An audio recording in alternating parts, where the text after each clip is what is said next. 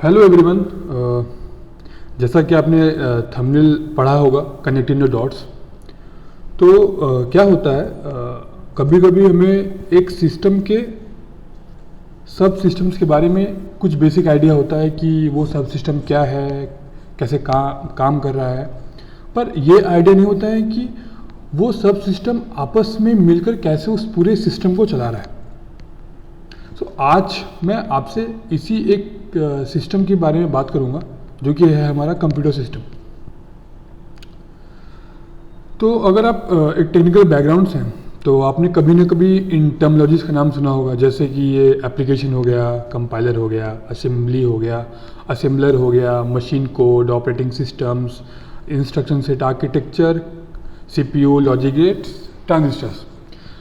तो हमें इनके बारे में एक बेसिक आइडिया होगा कि वो ये है क्या है, ये कैसे काम करते हैं, पर ये आइडिया नहीं है कि सारे आपस में मिलके कैसे मेरे कंप्यूटर को रन करवा रहे हैं, कैसे मेरा एक सिंपल सा क्लिक कॉज करता है मिलियंस ऑफ ट्रांजिस्टर्स के स्विच ऑन और स्विच ऑफ होने में, और उन स्विच ऑन स्विच ऑफ होने के कारण से मेरा एप्लीकेशन रन हो रहा है।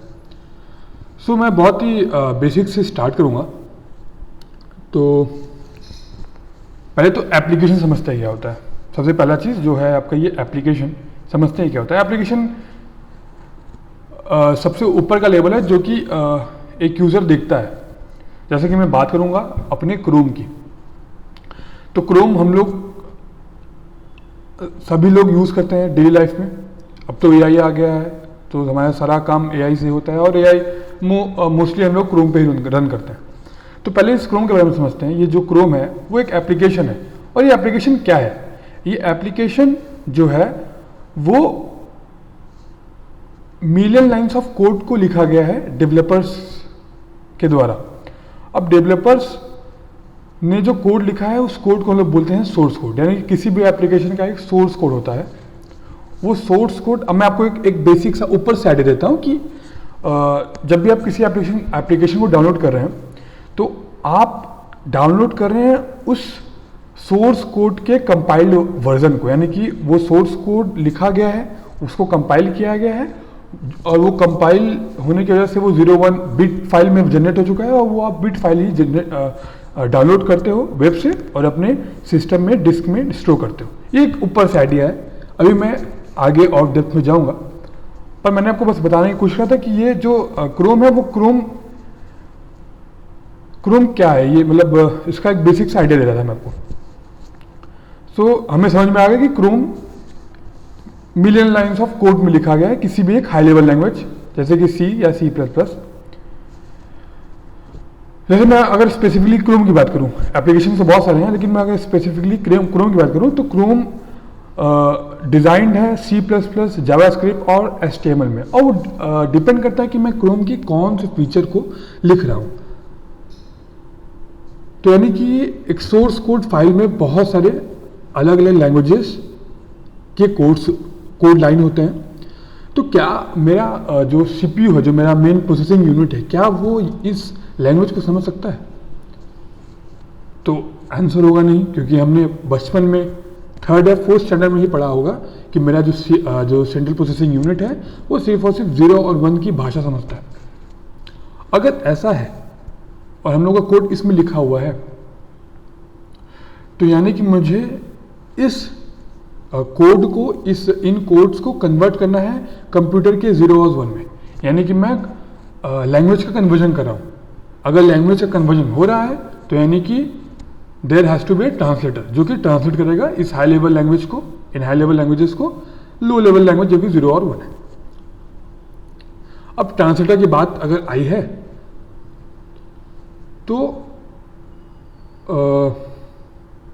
पहले अच्छा मैं आपको एक बता देता हूँ एक बात कि जो ये ट्रांसलेशन का प्रोसेस है वो वेरी करता है लैंग्वेज टू लैंग्वेज, मतलब हर लैंग्वेज का जो ट्रांसलेशन का प्रोसेस है वो थोड़ा अलग अलग होता है। पर इस वीडियो में मैं एक ट्रेडिशनल C के बारे में बात करूँगा, लेकिन वो जो दूसरे लैंग्वेजेस का कन्वर्जन है वो भी इससे रिलेटेड है, तो आप रिलेट कर सकते हो। तो ट्रांसलेटर में सबसे पहला ट्रांसलेटर जो आता है वो होता है हमारा कंपाइलर। अब अगर आप एक कोडर हो या फिर आपने कोडिंग बेसिक भी की हो, तो आपने सपोज करो कि एक VS कोड पे कोड लिखा और आपने उसको कंपाइल किया। अब आप जो कंपाइल कर रहे हो, तो आप उस कोड के साथ क्या कर रहे हो कि आप उस हाई लेवल लैंग्वेज जो कि C में लिखा है, आप उसको कंपाइल करके किसी एक लो लेवल लैंग्वेज में लेके आ रहे हो, जिसको हम लोग बोलते हैं असेंबली लेवल लैंग्वेज। ये इस लैंग्वेज को आप इस लैंग्वेज में लेके आए। अब आप देख सकते हो कि ये लैंग्वेज जो है वो कैसे लिखा हुआ है, move register or content of register R2 to register of R1। तो यानी कि ये थोड़ा सा हार्डवेयर के पास पहुंच गया। ये एक आप ऐसे इंटरप्रिटेट कर सकते हो कि ये थोड़ा सा हार्डवेयर के पास हम जा रहे हैं। पर क्या अभी भी मेरा कंप्यूटर इस लैंग्वेज को समझ सकता है? द आंसर इज नो, क्योंकि मेरा कंप्यूटर सिर्फ और सिर्फ 0 और 1 समझता है। तो अगर ऐसा है तो यानी कि अभी ये फर्दर इसका ट्रांजिशन होगा। तो जो असेंबली लेवल लैंग्वेज है वो कुछ नहीं, एक इंटरमीडिएट लैंग्वेज है, बीच का लैंग्वेज है। और इस लैंग्वेज को हम फर्दर कन्वर्ट करते हैं अपने 0 और 1 की लैंग्वेज में। यानी कि देखिए, आप हाई लेवल लैंग्वेज जो कि आपका C था, आपने कंपाइलर लिया, आपने उसको कन्वर्ट किया असेंबली लेवल लैंग्वेज में। अब इस असेंबली लेवल लैंग्वेज का फर्दर कन्वर्जन होगा हमारे मशीन लेवल लैंग्वेज में। अब अगर मैं आपको एक आइडिया दूं, तो ये जो असेंबली लेवल लैंग्वेज है वो भी यूज़फुल है, क्योंकि हमारे जो हार्डवेयर्स होते हैं, जो आप देखते हो, जैसे कि कोई भी जो स्मार्ट IoT डिवाइसेस जो भी होते हैं, उनमें माइक्रो प्रोसेसर्स होते हैं। तो वो माइक्रो प्रोसेसर मेजॉरिटी में इन असेंबली लेवल लैंग्वेज में लिखी जाती है। यानी कि जो ये कंपाइलर का झंझट है वो वहाँ पे नहीं होता है। तो इसलिए इस असेंबली लेवल लैंग्वेज का भी अपना एक यूज़ है, सिग्निफिकेंस है। सो फर्दर अभी हम वापस से टॉपिक पे आते अपने। तो हम लोग अभी बात कर रहे थे एप्लीकेशन का, एप्लीकेशन के सोर्स कोड का। सोर्स कोड कन्वर्ट हो चुका है मेरे असेंबली लेवल लैंग्वेज में। अब वो assembly level language further convert होगा मेरे मशीन लेवल लैंग्वेज में। तो जो ये कन्वर्ट करता है असेंबली लेवल लैंग्वेज को मशीन लेवल लैंग्वेज में, वो है मेरा सेकंड ट्रांजिटर, उसको बोलते हैं हम असेंबलर। यानी कि फाइनली जो मेरा असेंबली लेवल लैंग्वेज है, जो कि ये था ये move R4 R5 add R1 R2 R3 ऐसा वाला, ये कन्वर्ट हो चुका है मेरे 0 और 1 में। सो अगर आपके मन में एक क्वेश्चन उठ रहा होगा कि इतना झंझट क्यों रखना, डायरेक्ट हम लोग इसी में कोड करते हैं, तो आप ट्राई करके देख सकते हैं। कोई भी एक नॉर्मल सा C कोड को आप मशीन कोड में लिख के देखिएगा, कितना डिफ़िकल्ट होगा ये। तो इसलिए जो यूज़र, जो डेवलपर है, वो यूज़ करता है हमारा हाई लेवल लैंग्वेज, फिर एक इंटरमीडिएट लैंग्वेज होता है असेंबली लेवल लैंग्वेज, और फिर वो मशीन लेवल लैंग्वेज में कन्वर्ट होता है। तो ये था बेसिक सा ट्रांजिशन एक ट्रेडिशनल C का। अब जो और दूसरी लैंग्वेज है, जैसे कि पाइथन है या फिर जावास्क्रिप्ट है, वो थोड़े से एडवांस लैंग्वेजेस हैं। तो उनमें जो टर्म्स हैं बाइट कोड और वर्चुअल मशीन, ये सब आते हैं, लेकिन वो सारे भी इन्हीं मेथड से होते हुए हमारे मशीन कोड में ट्रांसलेट होता है।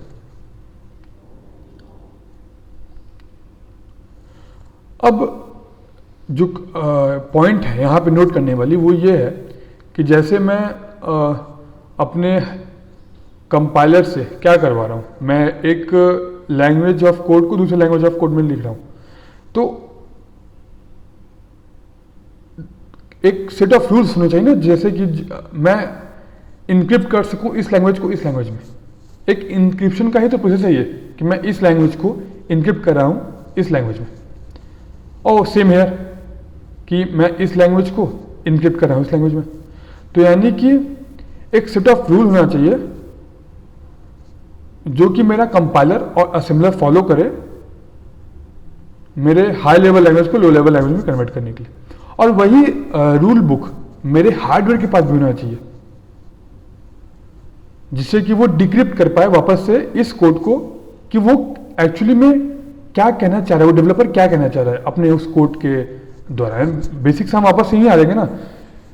इसका जो मतलब है, ये जो मेन मतलब है ये मशीन कोड का, उसका मतलब तो यही है ना कि मुझे ये डेवलपर को ये करवाना है, डेवलपर को ये करवाना है, पर जो आपका सीपीयू है वो समझता है, इसलिए मैंने अपने उस हाई लेवल लैंग्वेज को इसमें कन्वर्ट किया।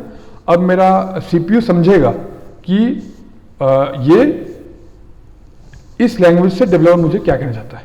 तो यानी कि मैं क्या बताना चाह रहा हूँ आपको कि एक रूल बुक होगा जो कि मेरा कंपाइलर, मेरा असेंबलर और मेरा जो हार्डवेयर है उन सारे के पास एक कॉमन रूल बुक होगा डिक्रिप्शन और इनक्रिप्शन के प्रोसेस के लिए। तो इस रूल बुक को ही हम ISA बोलते हैं, जो कि है इंस्ट्रक्शन सेट आर्किटेक्चर। आपने सुना होगा RISC-V, MIPS, ये सारे क्या है, ये सब इंस्ट्रक्शन सेट आर्किटेक्चर है और ये एक कड़ी है एक सॉफ्टवेयर के बीच में और हार्डवेयर के बीच में।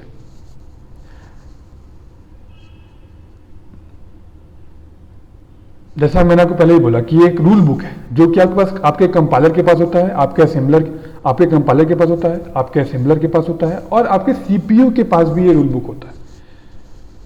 तभी वो सारा जो प्रोसेस है ट्रांजेक्शन का वो प्रॉपर हो सकेगा। सपोज करिए मैं एग्जांपल लेता हूं दो इंस्ट्रक्शन सेट आर्किटेक्चर की, जैसे कि RISC हो गया या MIPS हो गया, और मैं बोल रहा हूं कि मेरा जो कंपाइलर है और जो मेरा असेंबलर है वो बेस्ड है, वो फॉलो कर रहा है RISC-V इंस्ट्रक्शन सेट आर्किटेक्चर को, बट जो मेरा सीपीयू है, जो मेरा सिस्टम का सीपीयू है वो फॉलो कर रहा है MIPS आर्किटेक्चर को। तो क्या ये प्रोसेस पॉसिबल है होना?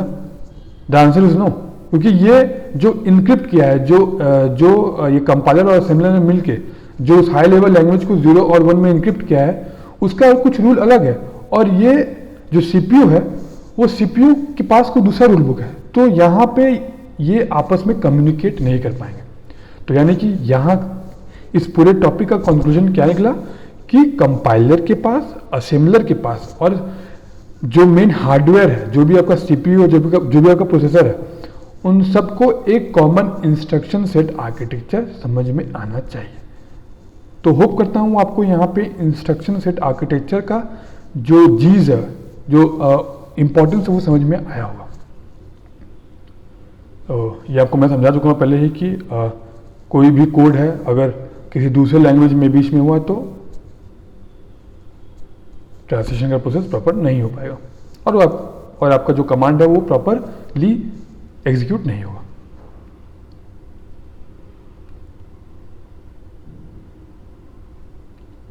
सो ये इंपॉर्टेंट है कि इंस्ट्रक्शन से आर्किटेक्चर आपको आपके सीपीयू को बताएगा कि तुम्हें क्या क्या करना है, और वो सीपीयू वही चीज़ करता है, क्योंकि इसी इंस्ट्रक्शन से आर्किटेक्चर की बेसिस पे ही मेरा हाई लेवल लैंग्वेज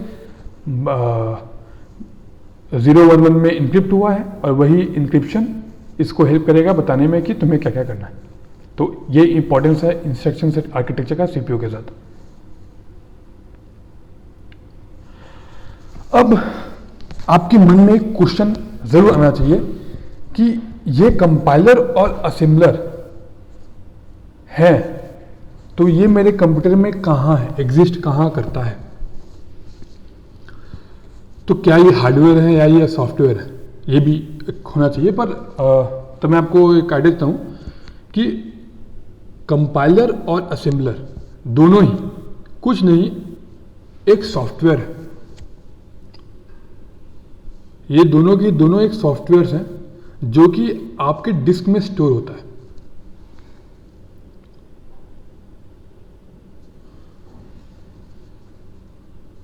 और ये भी ट्रेडिशनल सी में लिखे जाते हैं, ट्रेडिशनल सी में लिखी होती हैं ये भी।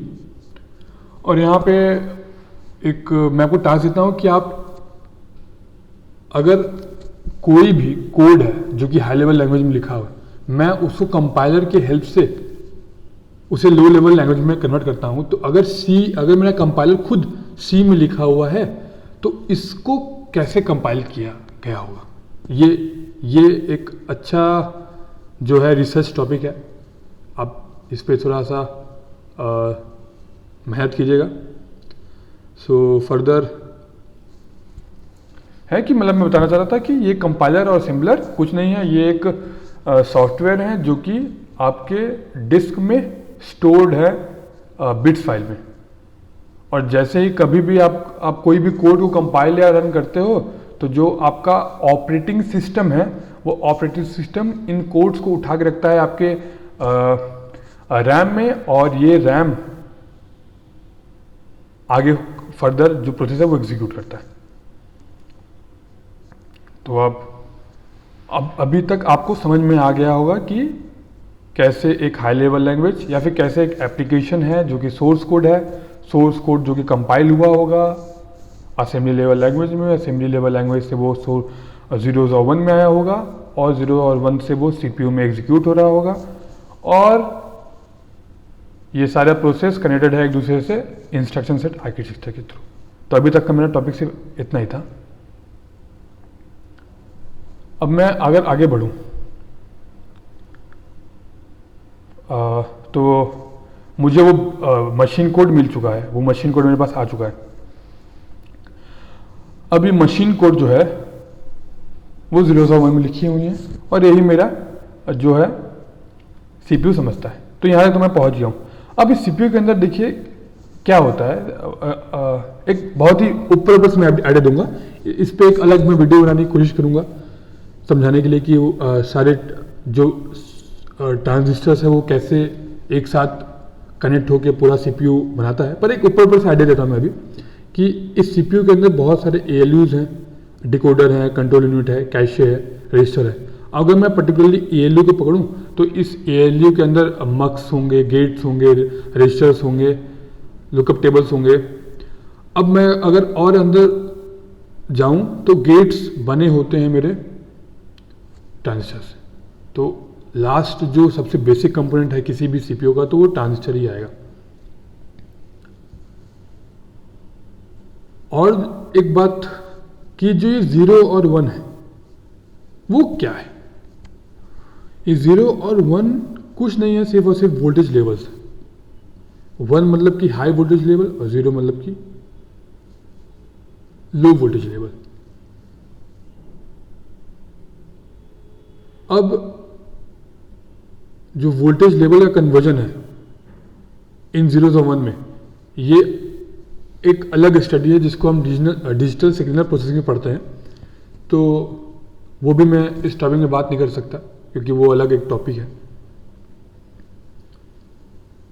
सो आगे बढ़ते हैं। तो अभी आपको मैंने बताया होगा एक टर्म मैंने यूज़ किया होगा ऑपरेटिंग सिस्टम का। मैंने बोला है कि सारे फाइल्स जो भी फाइल्स हैं आपके डिस्क में स्टोर होते हैं, और मेरा ऑपरेटिंग सिस्टम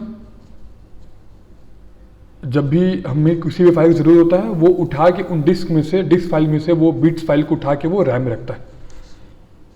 तो ये जो ऑपरेटिंग सिस्टम टर्म है वो क्या है? वो है मैनेजर। मैनेजर किन चीजों का? आपके हार्डवेयर रिसोर्सेज का। यानी कि वो मैनेज करता है कैसे आपके जो भी रिसोर्सेज अवेलेबल है, जैसे सीपीयू का जो भी रजिस्टर फाइल या फिर जो भी कोर यूनिट जो भी अवेलेबल है, रैम कौन कौन से अवेलेबल हैं, और जो डिस्क है वो कैसे अवेलेबल है, उन सारे को मैनेज करता है और आपके एप्लीकेशंस को रन करता है।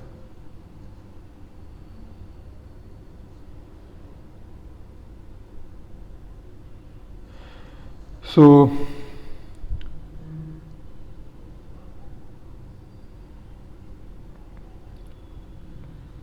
अब आगे हमने फाइनल पॉइंट पे, ये एक आप इसको एक स्टोरी की तरह समझिएगा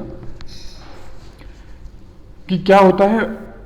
अब मैंने बात किया है क्रोम का, तो अब क्रोम क्या होता है? अब मैं आज जाता हूँ वापस से गूगल के हेडक्वार्टर पे।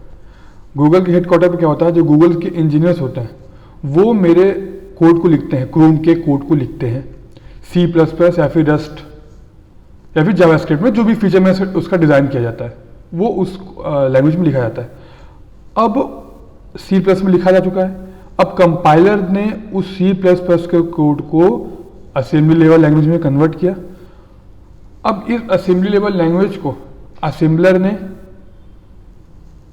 बिट्स फाइल में कन्वर्ट कर दिया है और ये बिट फाइल को जो इंजीनियर्स हैं उन्होंने क्लाउड पे अपलोड कर दिया। ये तो हो गया मेरे गूगल हेडक्वार्टर की बात। ये गूगल हेडक्वार्टर पे इतना काम हुआ। अब जब आप अपने सिस्टम पे आते हो और आप डाउनलोड करते हो क्रोम को,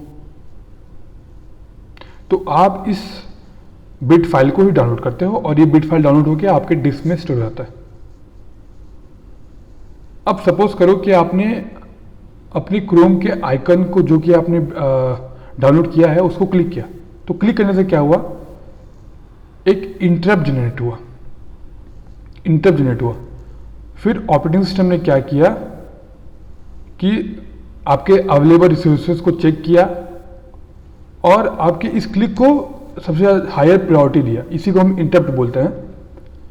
फिर ये सारे फाइल्स जो भी हैं, इसके जो भी बिट फाइल था वो उठा के ऑपरेटिंग सिस्टम ने क्रोम के बिट फाइल को उठा के रैम में डाला। फिर सीपीयू ने रैम से डेटा को फेच किया और जो भी फीचर आपने क्लिक किया हो वो एग्जीक्यूट किया होगा। वो एग्जीक्यूट हुआ होगा आपके गेट्स के थ्रू और मिलियन ट्रांजिस्टर ने 0-1 किया होगा और आपका फीचर एग्जीक्यूट हो गया होगा। तो ये ऊपर से कहानी थी। होप करता हूँ कि आपको एक मैं बेसिक आइडिया दे सका हूँगा। आप अपना फीडबैक नीचे कमेंट बॉक्स में लिख सकते हैं। Thank you.